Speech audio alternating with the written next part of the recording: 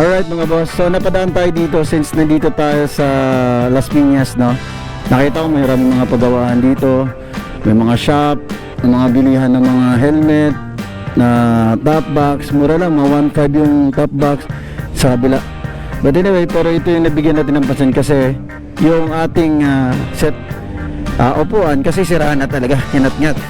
So, this is 1,500 swap sa ating lumang upuan para hindi na tayo magantay.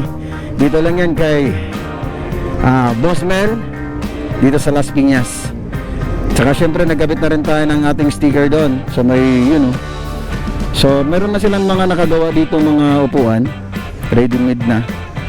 Sa mga pupunta dito na iba na nagmamadali or magpa-customize ng mga upuan, pwede. Maganda lang kayo na siguro almost 1 hour. So mga gusto nyong set cover na design, ito na nga tayo, napadaan tayo at naka 500 off sila dito sa Las Piñas.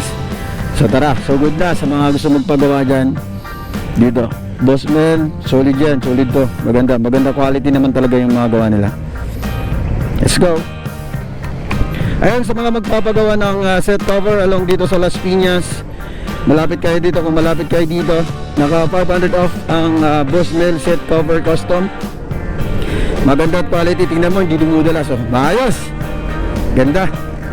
Actually ang plan ko is color red, but hindi ko na naantay kasi nga dahil today is may trabaho pa tayo. Nagpunta lang tayo dito along Las Piñas kasi nga may trabaho din.